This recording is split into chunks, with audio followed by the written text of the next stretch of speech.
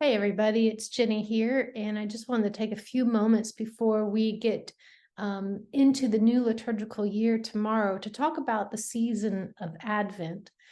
This may be the first time you've ever heard of the season of Advent or had any understanding of what liturgical year means.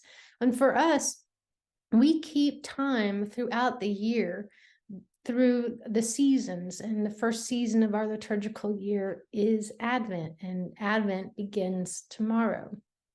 Advent is a season marked by expectancy and preparation. And you might be surprised to learn that it is the beginning of our Christian calendar. In the church, we do not begin with New Year's Day, but with the hopeful anticipation of the birth of a little baby, of Jesus, who will come and make all things new. And Advent lasts between 20 and 28 days, depending on the calendar, but it always ends on December 24th. Christmas, beginning on the 25th, is a whole other separate season. So we separate things out. Advent, we prepare for the birth of Christ. Advent, we watch, we hope, we show joy, we love, and we practice our faith. We are anticipating the birth of Christ and the coming of Christ again. So as we continue to make our way into this new liturgical year, I wanted to offer a few ways of keeping time, because it's real easy to get lost in this whole preparation and the season of expectancy, because the world around us is asking us to get all swept up in the shopping and in the stress and in the worry. So if you want to do something that is full of resistance, practice celebrating the season of Advent. And I want to give you a couple of ways to do that. The first way is for our adults who want to have a daily devotional, a document called Bless the Advent We Actually Have, which is a daily devotional for the Christmas season. This is getting us ready for Christmas. And this is written by Kate Bowler, who is an author and a professor at Duke Divinity School. And one of the things I love about this is that there's something for us to do every day. And she just asks that you take 20 minutes. And she's even put together a Spotify playlist for our Advent season. So this will be available via link below. And I hope that you will take advantage of it. It is pretty simple stuff, just 20 minutes a day. I think we all have 20 minutes a day. And I think that if we do a devotional, that it will help us slow down and really get excited and anticipate the inbreaking of our Christ. The other thing that, excuse me, the other thing that I want to share with you is a devotional for our kids. So let me bring this up and I can show it to you. This is a weekly devotional, not a daily devotional for our kids, and it's coming from Illustrated Ministry, and this is an Advent for families, now in flesh appearing. And this is a beautiful way to help slow down. Once a week, gather with your family and begin to work through the exercises here. So it's a 5-week class or 5-week devotional for hope, peace, joy, and love.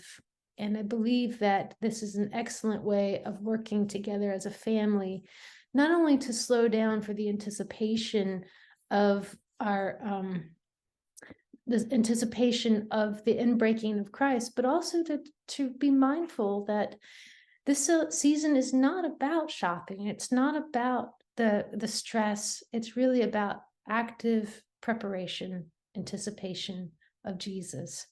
And one of the things that our little ones are going to get tomorrow during church, or at the end of church, is an Advent calendar. So it counts down the days beginning with December 1st up to December 24th. So when you get this tomorrow, you can go ahead and open up December 1st, December 2nd, and December 3rd.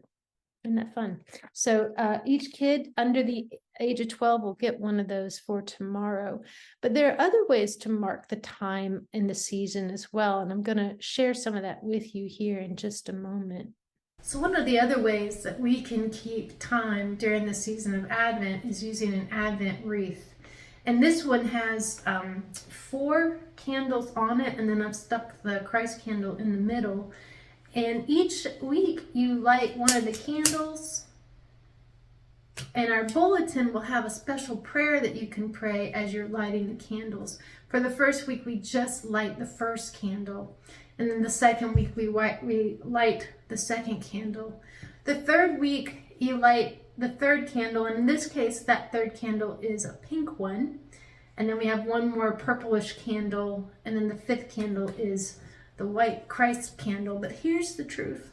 You don't have to have any special color candles. All you really need are 5 candles. So here's one example of what an Advent wreath can look like. And this is an example of a different kind of Advent candle wreath. There's no greenery on it, but you just need 5 candles, and I have 5 candles here. So the first week we light the first candle, and we say a prayer, and then next week I'll light this candle and that candle, and then the third week I'll light this one. The 4th week, the 24th, we'll light this one, and then on the 25th, we will light the middle one. In fact, you don't need to have any special candles. You can use candles that you've already had laying around, but maybe you want to have something fun and festive. So for us, we have the Christmas Kraken, and we can use him for our Advent wreath or our Advent candles. We have 3 that he's holding on to. One out here that's just, perhaps that'll be the 4th candle, and then this big tall Christ candle. But the truth is,